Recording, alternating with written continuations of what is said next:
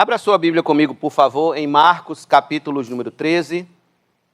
Seguiremos a exposição do Evangelho de Marcos.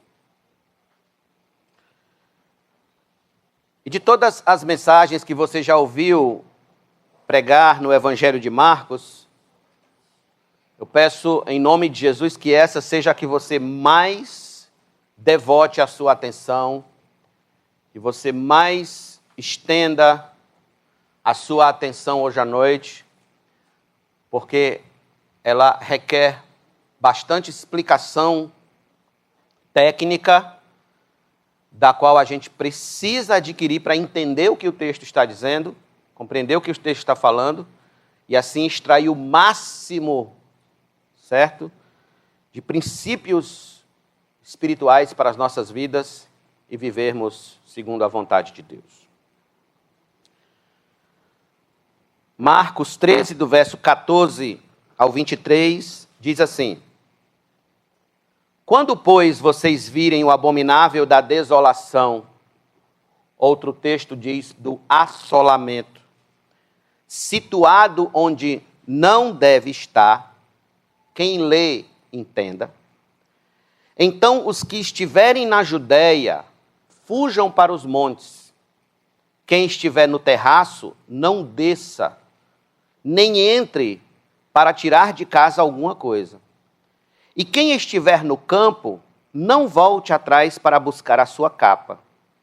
Ai das que estiverem grávidas e das que amamentarem naqueles dias. Orem para que isso não aconteça no inverno, porque aqueles dias serão de tamanha tribulação, como nunca houve desde o princípio do mundo, criado por Deus até agora, e nunca jamais haverá.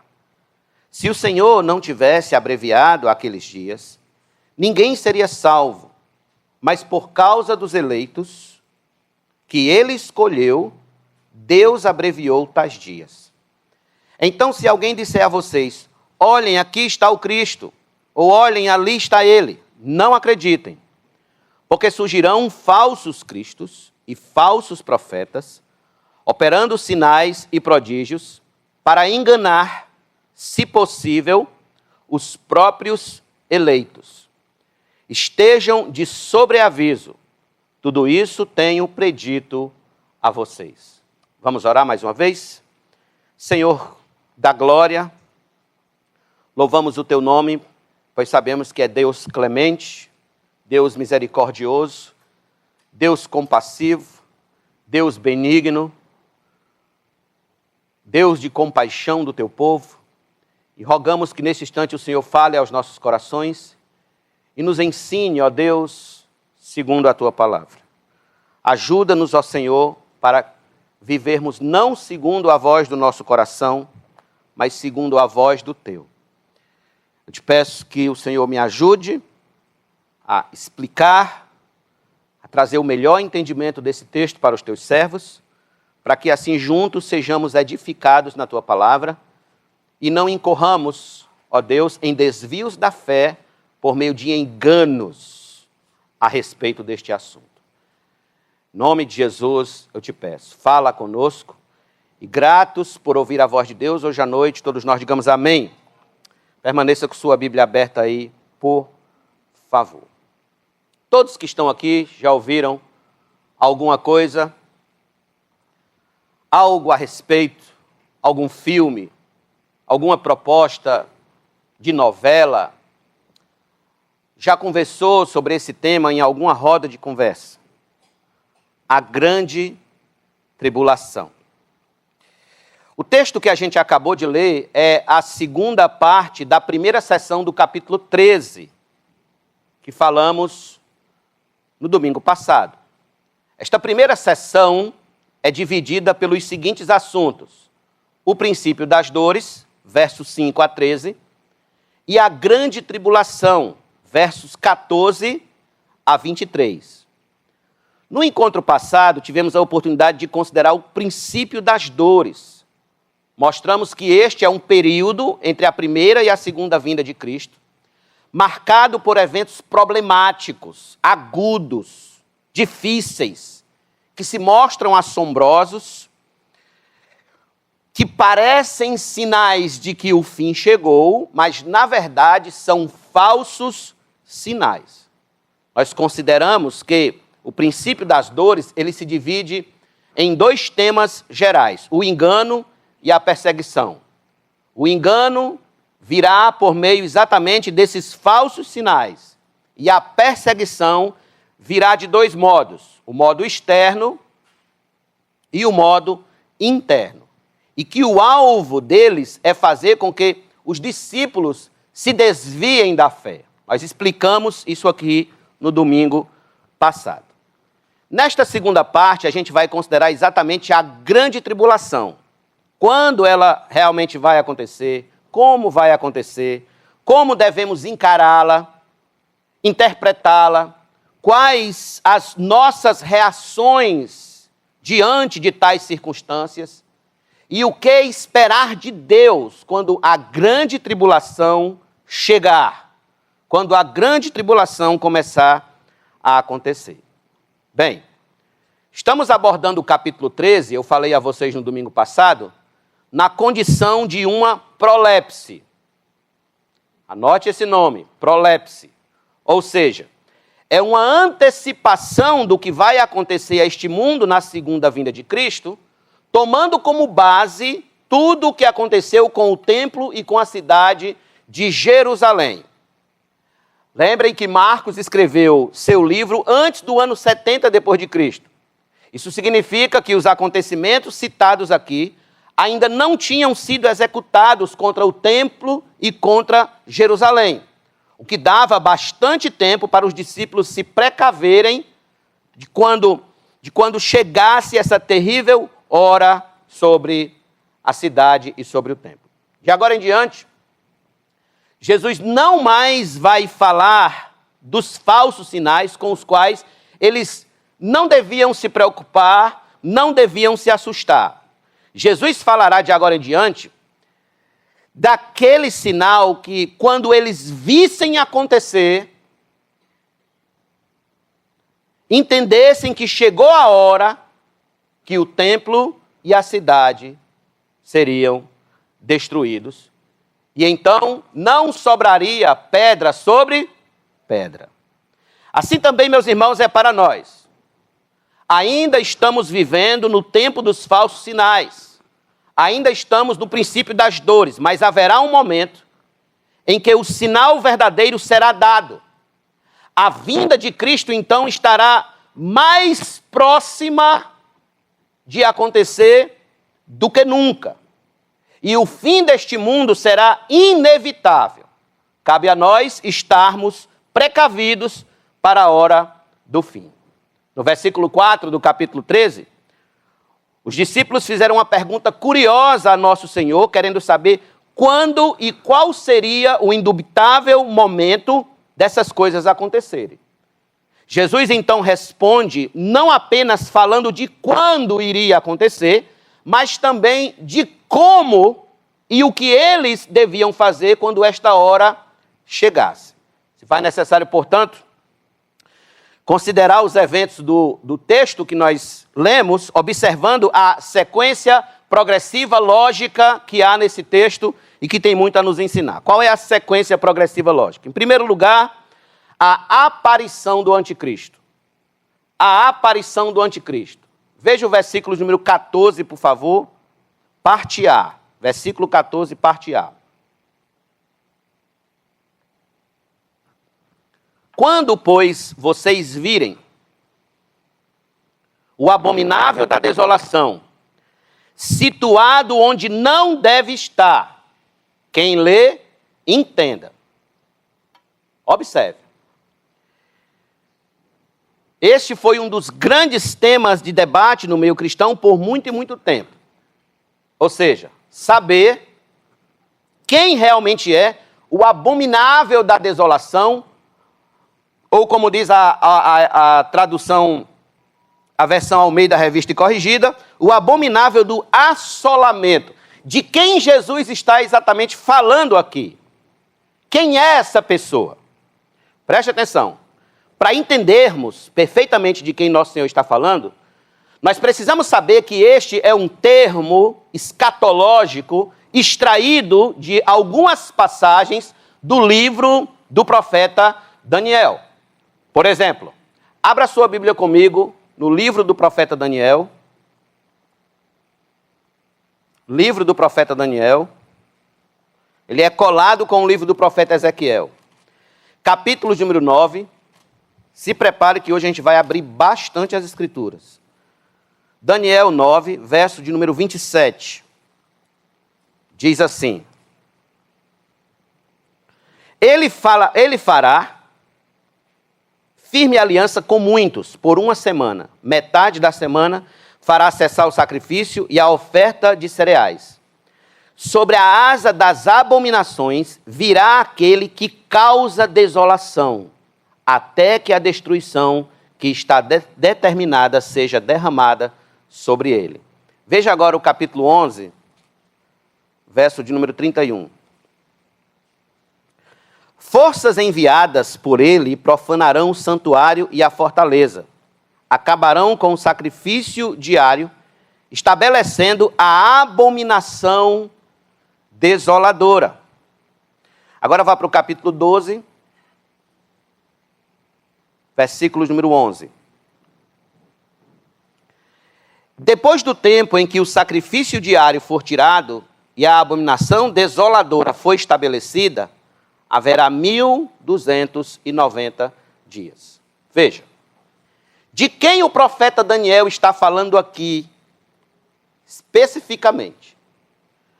Os estudiosos consideram que Daniel profetizou isso, referindo-se não ao ano 70 depois de Cristo, mas ao ano 168 antes de Cristo, quando Antíoco Epifânio IV, o general sírio, invadiu o templo de Jerusalém e fez ali um altar a Zeus, o deus pagão grego. E no altar de ofertas queimadas, sacrificou ali uma porca, animal completamente nojento para um judeu. Era este fato que Daniel tinha revelado em sua mente quando escreveu sobre o abominável da desolação. No entanto, nosso Senhor traz este fato de volta para marcar dois outros momentos na história: a destruição do templo e o fim deste mundo na sua segunda vinda. Deixa eu falar desses dois eventos separadamente. Primeiro, no evento sobre a destruição do templo, surgiram alguns personagens, ainda no primeiro século, que foram interpretados como sendo o abominável da desolação. Por exemplo, Calígula, o imperador, de 37 a 41 depois de Cristo, ele tentou erigir uma imagem de si mesmo dentro do templo de Jerusalém, mas ele não conseguiu.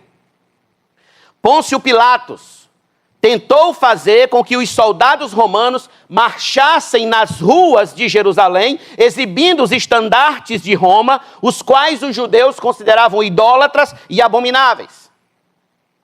João de Giscala, que comandou a revolta dos zelotes entre os anos 66 e 68 depois de Cristo, ele invadiu o templo e cometeu atrocidades lá dentro do templo.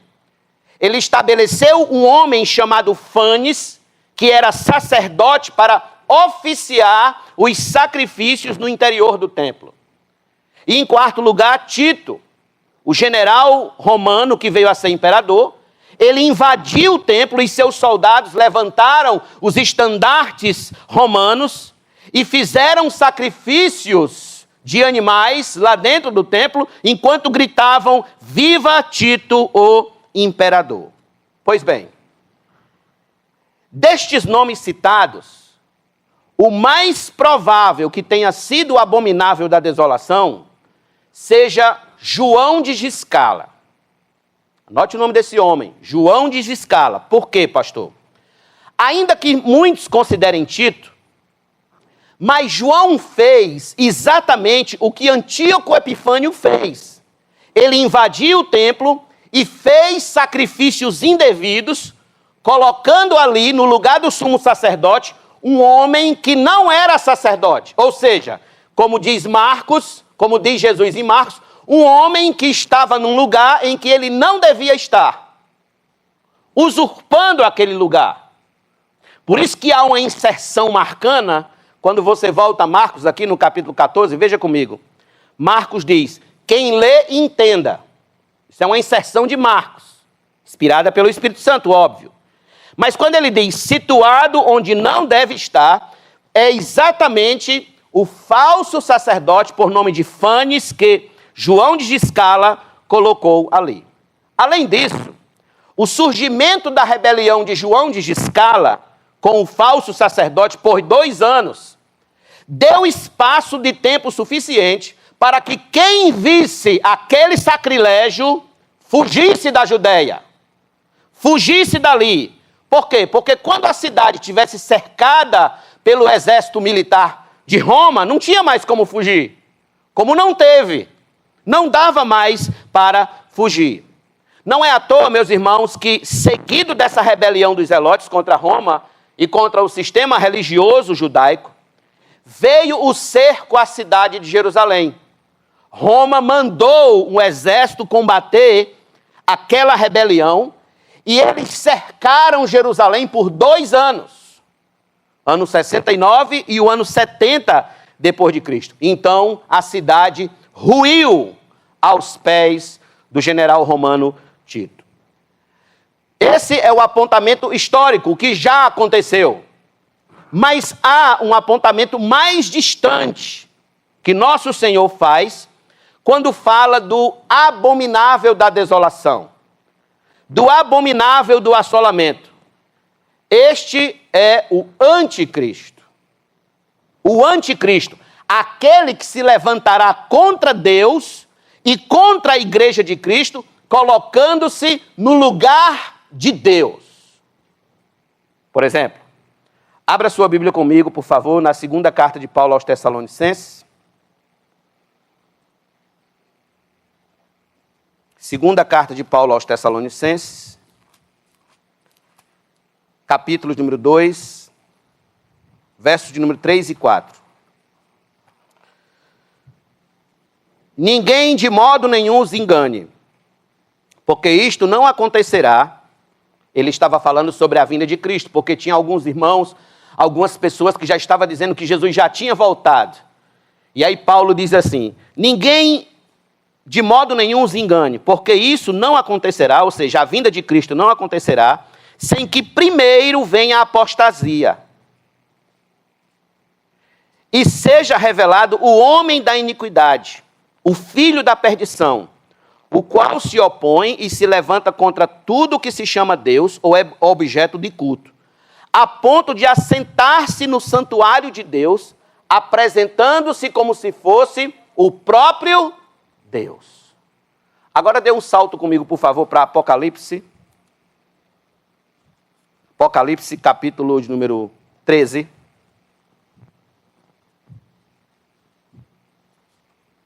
Apocalipse 13,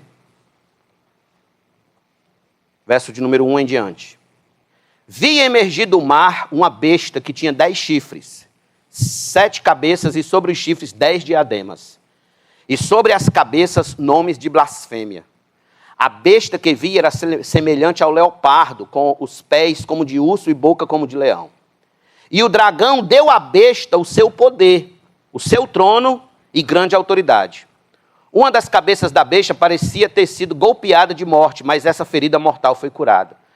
E toda a terra se maravilhou, seguindo a besta, e adoraram o dragão, porque deu a sua autoridade à besta. Também adoraram a besta, dizendo, quem é semelhante à besta e quem pode lutar contra ela? Foi-lhe dada uma boca que proferia arrogâncias e blasfêmias. E foi-lhe dada a autoridade para agir durante 42 meses. 42 meses dá exatamente 3 anos e meio. Aí. A besta abriu a boca em blasfêmias contra Deus para lhe difamar o nome e difamar o tabernáculo, a saber, os que habitam no céu. Foi-lhe permitido também que lutasse contra os santos e os vencesse. Foi-lhe dada ainda autoridade sobre cada tribo, povo, língua e nação. Olha o alcance do anticristo. e ela será adorada por todos os que habitam sobre a terra. Aqueles que desde a fundação do mundo não tiveram seus nomes escritos no livro da vida do Cordeiro que foi morto. Preste atenção nisso aqui. Quem vai adorar a besta quando ela surgir? Aqueles que não têm o nome escrito no livro da vida do Cordeiro, desde a fundação do mundo. Olha que coisa interessante. Se alguém tem ouvidos, ouça. Se alguém tiver de ir para o cativeiro irá. Se alguém tiver de ser morto pela espada, morto será. Aqui está a perseverança e a fidelidade dos santos. A besta aqui é exatamente o anticristo. Todos esses textos, irmãos, apontam para o surgimento de uma pessoa conhecida como o homem da iniquidade ou o anticristo. E ele é o abominável da desolação que se levantará contra Deus e contra a igreja de Cristo. Então, o que nosso Senhor está dizendo é que quando este homem surgir, quando ele aparecer no palco da história, estejamos sabidos que o momento do fim está agora mais perto do que nunca.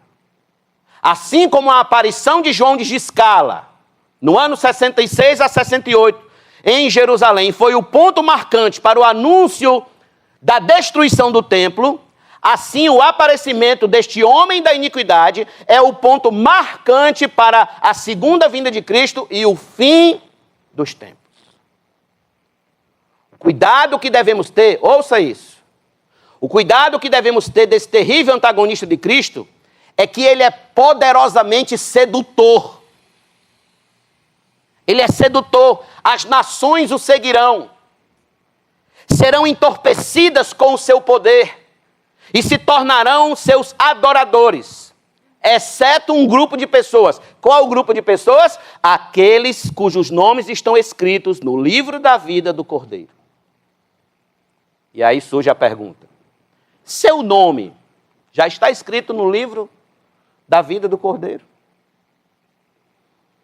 Há evidências na sua vida que você pertence àqueles irmãos, àquele grupo de pessoas cujos nomes estão escritos no livro da vida do Cordeiro? Então aqui nós estamos vendo a aparição do anticristo e quem o seguirá. Os que o seguirão serão aqueles cujo nome não estão escritos no livro da vida do Cordeiro. Esses seguirão a besta. Segundo lugar, na sequência lógica nós temos então o terror da grande tribulação. O terror da grande tribulação. E aí nós vamos considerar agora dos versos 14 a 19, porque eles descrevem dos versos 14 a 19, não necessariamente regras básicas de sobrevivência para quando o abominável da desolação surgir, mas sim descrevem que o grau de desespero na grande tribulação será tão grande que fugir da Judéia, que era o lugar de moradia deles, o lugar de conforto, será mais desejável do que ficar na Judéia. A Judéia remete mais especificamente aqui à cidade de Jerusalém e arredores. Ou seja, quem estiver na cidade, não corra para o templo, porque os judeus tinham essa arrumação. Tudo o que acontecia, eles queriam correr para o templo, porque eles acreditavam que escondidos no templo, Deus os protegeria, porque ninguém mexeria com o templo. Só que Jesus está dizendo o quê? Fuja da Judéia. É isso que ele vai dizer aqui. Só assim eles seriam salvos. Então Jesus vai descrever o grau de desespero, o grau de angústia daqueles dias com 5 figuras. Quais são as 5 figuras? Primeiro, fuja para os montes. Veja o verso 14, parte B. Então, os que tiverem na Judéia, fujam para os montes. Por que para os montes? Os montes da Judéia sempre foram usados como lugares de refúgio, quando os inimigos atacavam os judeus. Você pode ver isso muito claramente, por exemplo, no livro de Juízes. Então, fugir para os montes seria o mais seguro de se salvar. Fugir para os montes é dar adeus aos confortos do lar, os entretenimentos do dia a dia, é viver escondido, é experimentar as agruras de uma vida inóspita, sem facilidades de dias comuns. Quem era que devia fugir para os montes? Os crentes, os cristãos. Fujam! Vão se esconder nos montes. Lá vai ser um lugar muito mais preferível de vocês estarem do que estarem na cidade de Jerusalém quando ela for atacada, quando ela for assolada. Segundo lugar, segunda figura, não entrar em casa para pegar algum pertence. Veja o versículo número 15, por favor. Quem estiver no terraço, não desça nem entre para tirar de casa alguma coisa. A casa daqueles dias eram feitas com uma cobertura de modo plano. A maioria de vocês aqui já viram essa figura. Era feita uma lajem. Naquela lajem ali, eles faziam refeições, estendiam roupas, enfim, tinham momentos em famílias, etc. Ao lado da casa havia uma escada que dava acesso à lajem, ao lado da casa. O que Jesus está dizendo aqui é, quando o terror chegar, não vai dar tempo nem entrar em casa, nem descer a escada. Nem entram em casa mais para pegar nada, porque não dá mais tempo. Já era. Acabou. Descer do terraço enquanto o terror já estava tomando de conta, era certo de não escapar e de sofrer o mais doloroso juízo dentro da sua própria cidade. Em outras palavras, se você é apegado aos bens materiais que possui, você terá grandes dificuldades nesses dias, porque você não vai poder levar nada com você. Não vai dar tempo de você levar suas coisas. Meu carro, minha bicicleta, minha moto, minhas roupas, minhas bolsas de grife, meus sapatos de luxo, meus relógios, minha moto. Não! Jesus está dizendo aqui que quando essa tribulação começar a acontecer, se você estiver de cima da sua casa, fuja! Corra! Terceiro lugar, não voltar do campo para pegar a sua capa. Versículo 16. E quem estiver no campo, não volte atrás para buscar a sua capa. A capa era um manto que servia para muitas utilidades. Muitas utilidades do dia a dia do povo judeu. Servia de lençol durante a noite. Servia de forro de chão, para a pessoa dormir em cima. Servia de travesseiro, e por aí se vai. Então, a tentação de voltar em casa para pegar pelo menos a capa, pelo menos o manto, era muito grande. Mas Jesus está dizendo, não faça isso de jeito maneira, é suicídio. Mas só a capa, Senhor. Não! Nem isso. Quem quisesse sobreviver aqueles dias, não deveria voltar da plantação, não deveria voltar do campo. Lá do campo mesmo, como a gente fala lá no Ceará, devia pegar o beco. Ir-se embora. Fugir e seguir adiante. Não esperar tempo bom. Voltar era suicídio. Em quarto lugar, a quarta figura de angústia é a angústia das mulheres grávidas e lactantes. Olha o que diz o verso 17. Ai, essa palavra é de angústia, de agonia. Ai das que estiverem grávidas e das que amamentarem naqueles dias. As mulheres que estiverem grávidas ou com crianças de colo, ainda em período de amamentação, teriam dificuldades para correr quando a destruição final iniciasse. Teriam e tiveram dificuldade. As grávidas estariam tão pesadas para correr os submontes e as lactantes dificilmente abandonariam seus bebês para serem mortos a fio da espada ou queimados vivos. Nosso Senhor está exatamente falando dessa tentação, a tentação de querer ficar com os filhinhos e assim sofrerem o terror de uma morte cruel. Por isso ele pronuncia este ai, ai das que estiverem grávidas. Não vão poder fugir. Ai das que estão amamentando, não vão poder correr, não vão poder abandonar seus filhinhos naquela hora. Isso é uma profunda angústia. Uma profunda angústia. E a quinta figura e última, que não seja no inverno. Veja o versículo 18, por favor. Orem para que isso não aconteça no inverno. Por que nosso Senhor orienta a eles pedirem que tal tribulação não seja no inverno? Porque o inverno na Palestina é rigorosíssimo. Apesar de chover pouco, mas quando chove é rigorosíssimo. O frio é congelante. Congelante. Além disso, lá eles têm córregos conhecidos como uades.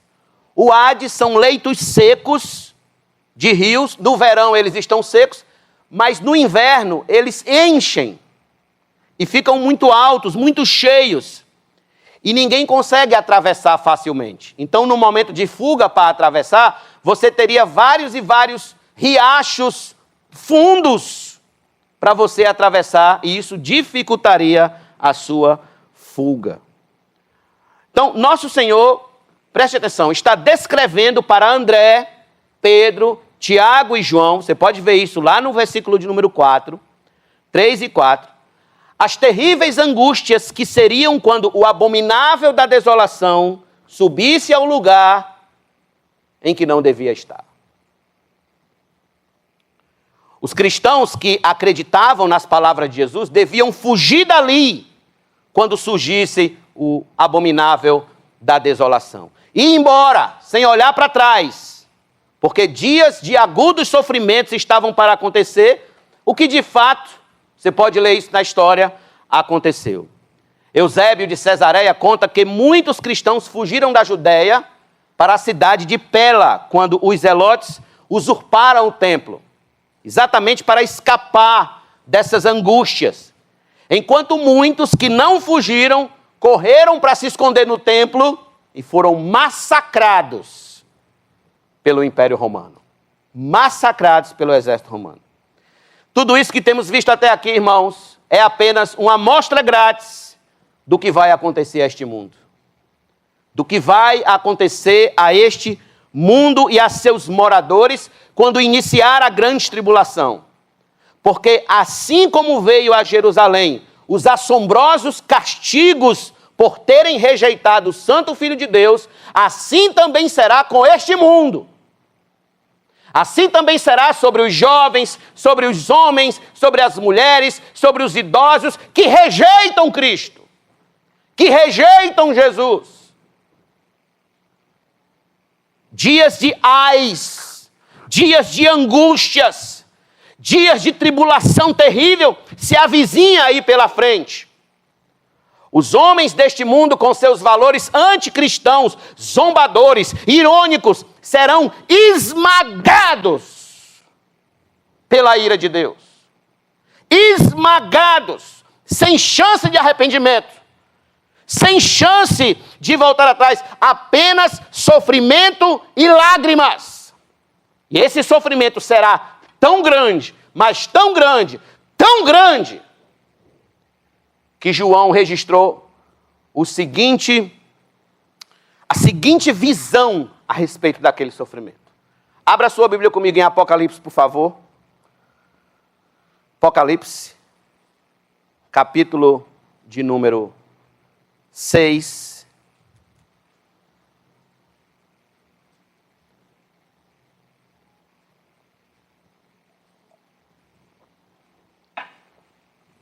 Apocalipse 6.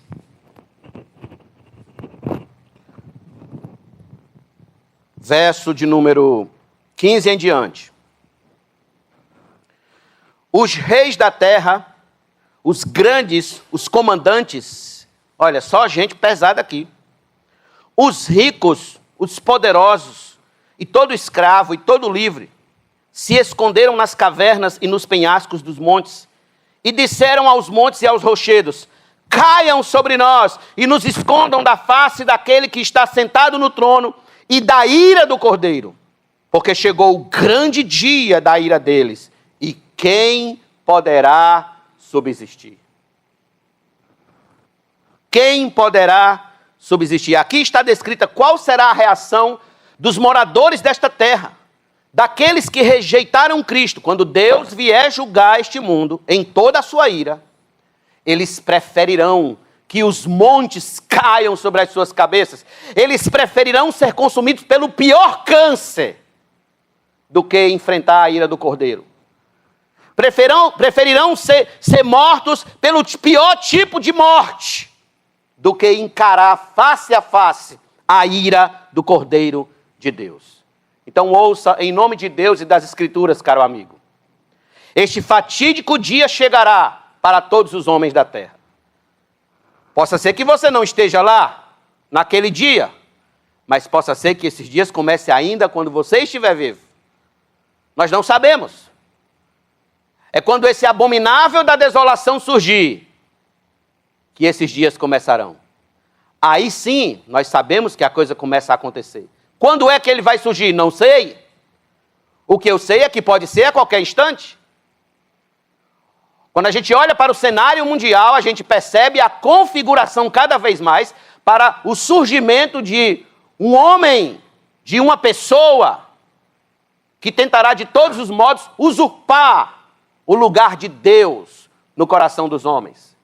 Usurpar o lugar de Cristo no coração da raça humana. E quando este dia chegar, será preferível ser esmagado por uma bomba atômica, por uma bomba de hidrogênio. Será mais desejável sofrer o pior câncer, a pior doença, do que enfrentar a ira de Deus. Do que enfrentar a ira de Deus. Aí eu pergunto, quando você lê ou ouve a respeito da grande tribulação que vem aí pela frente, você não treme não?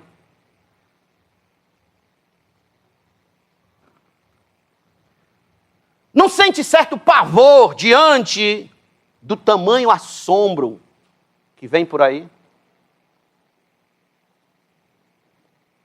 O tema da grande tribulação anunciada sobre este mundo não lhe causa certo pânico? Naquele dia, eu pergunto, naquele dia você vai querer estar ao lado de Cristo ou ao lado do anticristo? Porque ele sairá para seduzir as nações. Ele sairá para seduzir os moradores desta terra. E eu pergunto, do lado de quem você estará? Do lado de Cristo? Ou do lado dos que foram seduzidos pelo anticristo? Terceiro lugar, terceira ação lógica e progressiva desse texto. É a ação soberana de Deus na grande tribulação em favor dos que creem em Jesus. A ação soberana de Deus na grande tribulação em favor dos que creem em Jesus. Volte comigo, por favor, capítulo 13, verso 19 e 20. Porque aqueles dias serão de tamanha tribulação, como nunca houve desde o princípio do mundo criado por Deus até agora, e nunca jamais haverá. Veja como Jesus traz ênfase, uma ênfase séria, que deve ser levada em conta a este respeito. Uma tribulação que nunca houve. Se o Senhor não tivesse abreviado aqueles dias, ninguém seria salvo. Mas por causa dos eleitos que ele escolheu, Deus abreviou tais dias. Nosso Senhor continua reiterando que serão dias terríveis, que aqueles que permanecessem na Judéia, quando a tribulação chegasse, sofreriam angústias inomináveis, indizíveis. Então ele fala que, apesar de tudo, Deus não abandonará o seu remanescente que fica ali. Deus não abandonará aqueles que creem em Jesus quando a tribulação chegar em Jerusalém. E a razão de Deus abreviar esses dias de sofrimento é por causa dos seus eleitos. Dos seus eleitos. Seu remanescente que ali estava. Por causa de homens e mulheres que creram em Cristo. Por causa desses homens, Deus abreviou, fez com que passasse rápido aqueles dias de lamentações. E sabe como é que Deus faz algumas vezes para que passe rápido dias de tribulações sobre a nossa vida? Ele nos mata. Às vezes Deus faz com que dias de tribulações terríveis sobre as nossas vidas passem ligeiro. Como? Nos mata. Nos leva para Ele. nos arranca deste mundo de dor, nos arranca deste mundo de caos, nos arranca deste mundo de trevas, nos arranca deste mundo de problemas, e nós vamos para aquele lugar onde não há mais choro, onde não há mais dor, onde não há mais lágrima, aonde o Cordeiro de Deus é o centro, e ali o seu povo se reúne em torno dele. Mas todo mundo quer ver Deus, né? Ninguém quer morrer. Todo mundo quer vir para o céu, ninguém só não quer morrer. Mas guardem isso. Então, esta é a segurança do cristão caso o anticristo apareça agora. Imagine que ele apareça agora.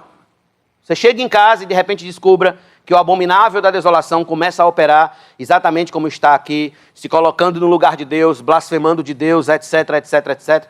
Venha o que vier, estaremos guardados no Senhor. Os dias de dores não serão desviados de nós. Os dias de tribulação não serão desviados de nós, mas serão abreviados por nossa causa, por causa dos eleitos de Deus que ainda estão neste mundo. E aqui eu chamo a atenção de vocês para perceberem este tema deveras importante. O pós-tribulacionismo. O pós-tribulacionismo. Ele diz que a igreja não estará fora da grande tribulação. Não estará fora, mas passará por ela. Experimentará a grande tribulação. Todavia, não como os homens deste mundo. Não como os homens lá fora vão experimentar. Por exemplo, abra sua Bíblia comigo em Apocalipse capítulo 12. Eu sei que para alguns aqui esse tema é novo, mas ele é consolador. Veja comigo do verso número 1 a 6. Viu-se grande sinal no céu, uma mulher vestida do sol com a lua debaixo dos pés, e uma coroa de 12 estrelas na cabeça. A mulher estava grávida e gritava com dores de parto, sofrendo tormentos para dar à luz. Viu-se também outro sinal no céu, e eis um dragão grande, vermelho, com 7 cabeças e 10 chifres. Esse dragão é Satanás. E nas cabeças 7 diademas. A sua cauda arrastou a terça parte das estrelas do céu, as quais lançou para a terra. E o dragão se deteve diante da mulher que estava para dar à luz, a fim de devorar o filho dela quando nascesse. Ele deu à luz um filho, homem, que há de governar todas as nações com cetro de ferro. E o filho da mulher foi arrebatado para junto de Deus e do seu trono. A mulher, porém, fugiu para o deserto, onde Deus lhe havia preparado um lugar para que nele a sustente 200.000 durante 1.260 dias. Agora veja comigo o verso de número 14. Mas foram dadas à mulher as 2 asas da grande águia para que voasse para o deserto, para o seu lugar, aí onde é sustentada durante um tempo, tempos e metade de um tempo, isso aqui exatamente 3 anos e meio, fora do alcance da serpente. Serpente é o diabo. Então perceba, há um trabalhar de Deus para cuidar da sua igreja exatamente nesse período. O amparo de Deus, a proteção de Deus. A igreja não será tirada. A mulher aqui é a igreja. E Deus guardará a igreja nos dias em que Satanás e seus aliados se levantarem contra ela terrivelmente, a fim de destruí-la de uma vez por todas. Deus guardará. Talvez você faça uma objeção dizendo, mas pastor, todos nós somos filhos de Deus. Deus ama a todos. Deus não permitirá que seus filhos sofram. Deus não permitirá que seus filhos passem por tribulações. Deus é amor. Como é que Deus é amor e vai permitir isso? Deus jamais nos deixará sofrer. Escute. Veja o que todo esse texto tem dito para nós até agora. Que virá um juízo terrível sobre este mundo, sobre todos os seus moradores. Mas neste mundo, Deus tem pessoas a quem Ele chama de eleitos que Ele escolheu. Vocês acabaram de ver no versículo número 20. Eleitos que Ele escolheu. O que significa que parece que nesse mundão de muita gente, nem todos são eleitos. É o que deixa entender. Que nem todos são eleitos, mas sim um grupo apenas. Este grupo é exatamente composto daqueles que creram em Jesus, confiaram em Jesus, abraçaram Jesus como Senhor e Salvador e que vivem para Ele e que o amam. Esta é a grande evidência de que foram escolhidos e separados por Deus. Como é que você sabe que alguém é um eleito de Deus? Não está escrito na testa dele. É porque ele ama Jesus acima de todas as coisas, ele vive para Jesus, ele crê em Jesus, ele se submete a Jesus, ele é um servo de Cristo.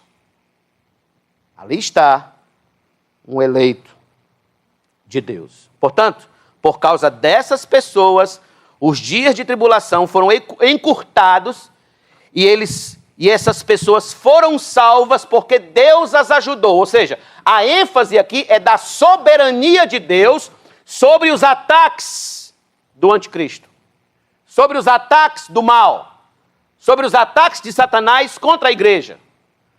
A soberania de Deus, por causa dos seus eleitos, Deus vai encurtar esses dias e a gente vai poder passar por eles mais rápido. Então, isso nos leva ao nosso quarto e último ponto geral, que é a ação do cristão na grande tribulação. E aí, o que a gente deve fazer então?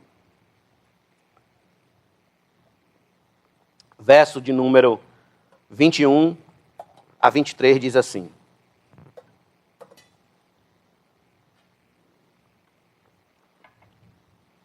Então, se alguém disser a vocês, olhem, aqui está o Cristo, ou olhem, ali está ele, não acreditem.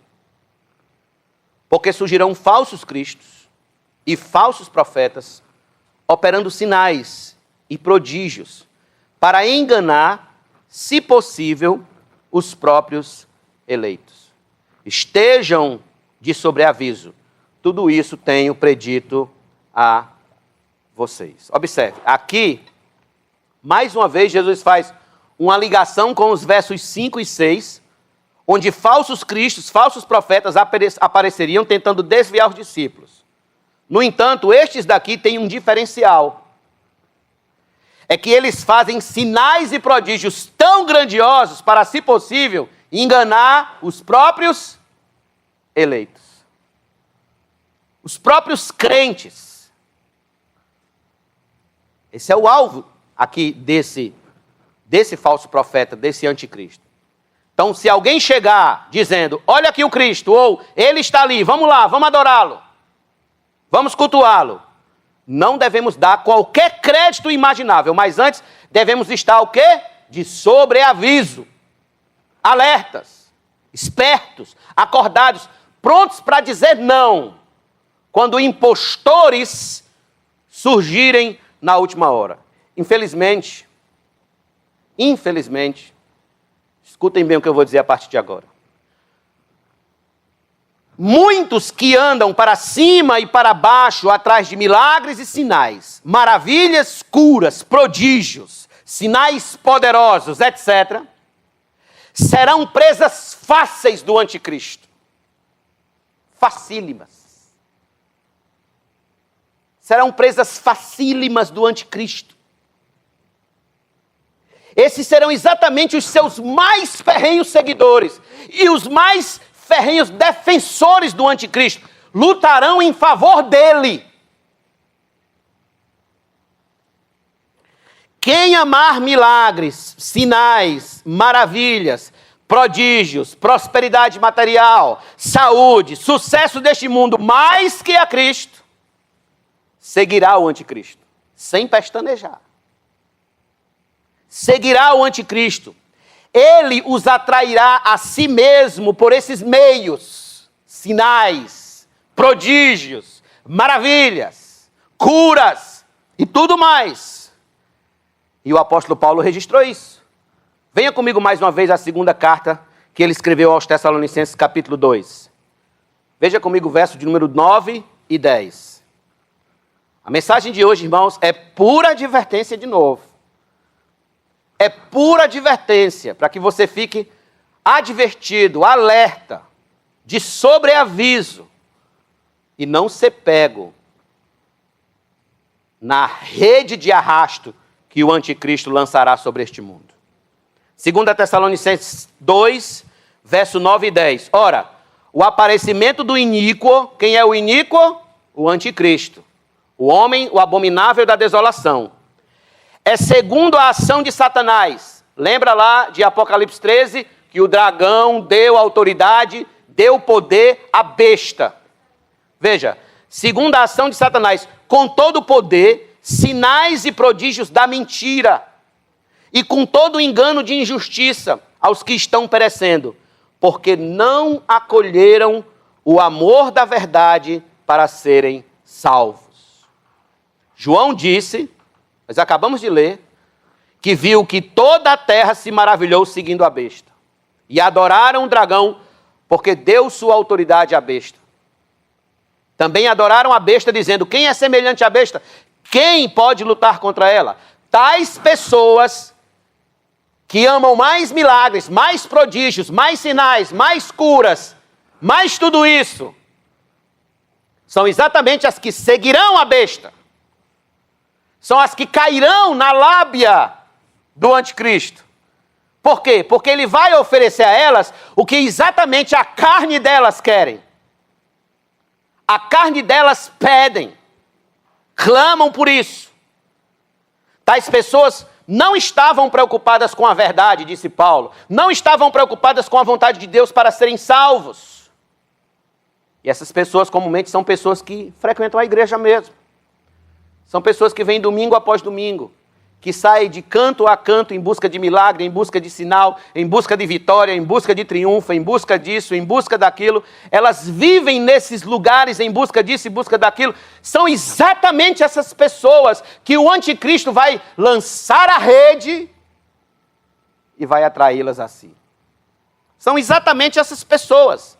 Seguirão a ele com toda a vivacidade do coração. Com toda a vivacidade. É um perigo, irmãos. Todavia, o homem ou a mulher que entendeu o evangelho de Cristo não anda atrás de milagres, sinais e maravilhas. Não estou dizendo que é errado você pedir a Deus um milagre, você pedir a Deus uma cura, você pedir a Deus... Não estou dizendo que é errado. Eu estou dizendo que se o seu coração é capturado apenas por isso diante de Deus, você estará ferrado quando o anticristo surgir.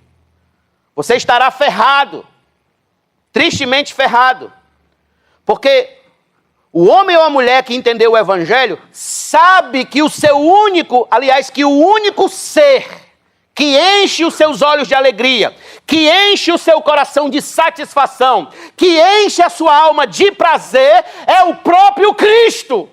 Cristo é o nosso grande milagre, Cristo é o nosso grande sinal, Cristo é a nossa grande maravilha, da qual nós devemos andar constantemente, seguindo adiante dele, atrás dele, buscando, procurando, batendo, querendo mais dele em nossas vidas. Cristo é o maior milagre de Deus para nossas vidas. O anticristo não vai poder dar Cristo às pessoas. Ele vai poder dar uma curinha aqui, e vai fazer um milagrinho ali, e vai enganar um besta aqui, enganar outro acolá. Mas o verdadeiro crente só quer Cristo. E Cristo somente. Estes são os que perseverarão até o fim. São os que suportarão afrontas por causa do nome de Cristo. Sofrerão perseguições, tribulações agonizantes. Não negarão o Senhor. Esses não negarão o Senhor. John Piper disse o seguinte: uma teologia fraca produz cristãos fracos.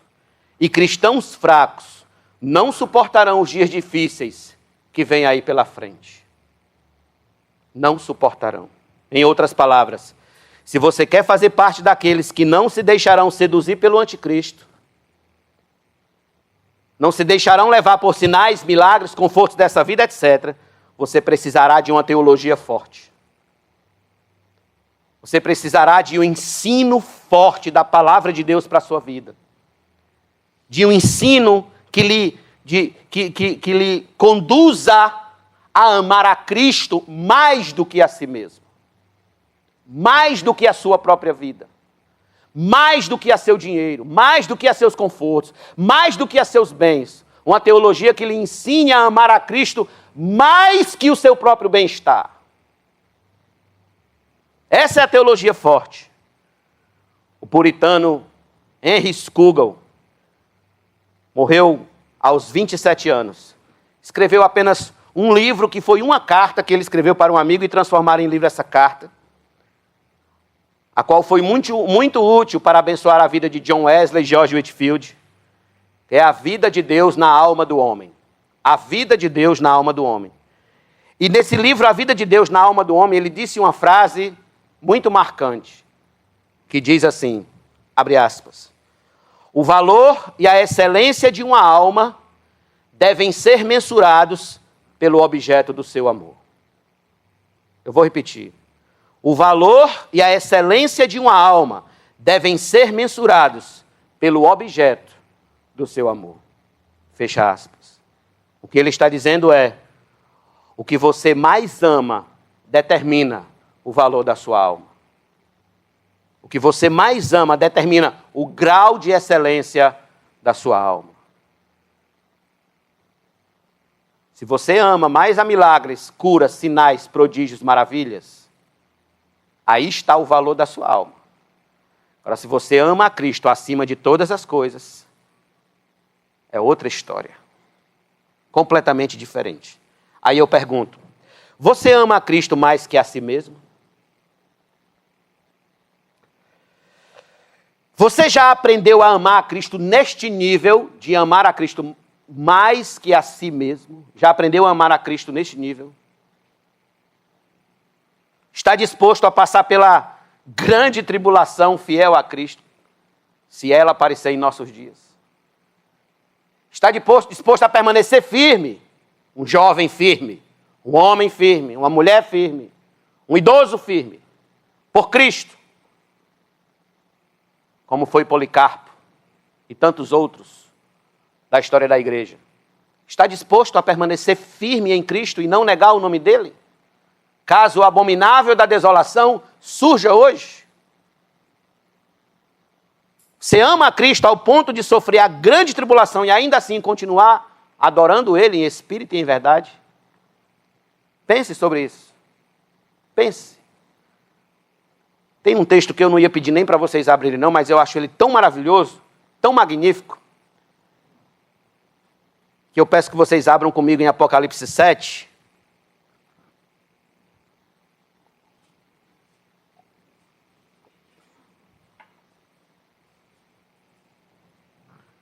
Verso de número 13 e 14. Um dos anciãos tomou a palavra e me perguntou, quem são e de onde vieram estes que estão vestidos de branco?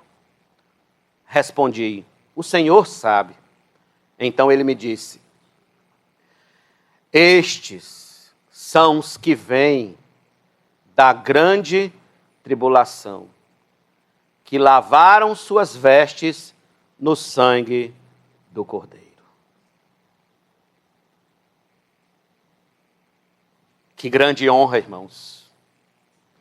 Que grande honra terá no céu aqueles que passaram pela grande tribulação e não negaram o nome soberano de Cristo. Que estarão de pé, vestidos de branco, firmes, não cederam, nem ante as pequenas tentações, nem ante as pequenas provações, nem ante as grandes perseguições por causa da sua fé. Firmes até o final. É uma das coisas que mais falta na igreja hoje. É homens firmes e mulheres firmes. Homens firmes, de firmeza por Cristo. Mulheres de firmeza por Cristo. Jovens de firmeza por Cristo. Gente de firmeza, cuja palavra é sim, sim e não, não. Homens de firmeza por Cristo. Que grande honra terá aqueles quando se apresentarem diante de Deus e Deus perguntar, de onde vocês estão vindo? E eles puderem responder, estamos vindo, Senhor, da grande tribulação. Estes são exatamente os que alvejaram as suas vestes no sangue do Cordeiro. O hino 517 do cantor cristão diz assim, de todas as terras irão chegar, um a um, na eterna mansão para ali morar, sim, um a um, vestidos de trajes celestiais, bem longe do mundo e dos tristes ais, desfrutam com Cristo a perfeita paz, gozando uma vida que satisfaz. Um a um. Glória a Deus. Permita-me concluir essa mensagem dizendo que Cristo encontre em nós, homens e mulheres, cristãos bíblicos, pessoas que permanecerão firmes caso sejamos submetidos, ainda em vida, ao caos da grande tribulação. Sejamos nós aqueles que, ao chegar no céu, se diga a nosso respeito: estes são os que vieram da grande tribulação, que lavaram suas vestes e as alvejaram no sangue do Cordeiro. Oremos. Deus, a tua palavra é viva e eficaz, é maravilhosa, é poderosa para nos advertir. Ninguém que ouviu essa palavra hoje à noite, ó Pai, tem razão para cair no engano do anticristo quando ele surgir. Ninguém aqui, ó Deus, sairá deste culto desavisado a respeito do sinal que nos foi dado hoje à noite, que a tua vinda está mais próxima do que nunca, quando isso acontecer. Quando o anticristo surgir neste mundo. Temas estes, ó Deus, que o mundo zomba, que o mundo escarnece, que o mundo vilipendia, que o mundo achincalha. Mas, ó Deus, o teu filho falou estas palavras exatamente para 4 discípulos. Para os 4 discípulos. E assim eles falarem para a igreja. E é para o teu povo que essa mensagem vem como advertência. O mundo sofrerá o que sofrerá, e já está escrito, Senhor. Eles pedirão para que os montes caiam sobre as suas cabeças.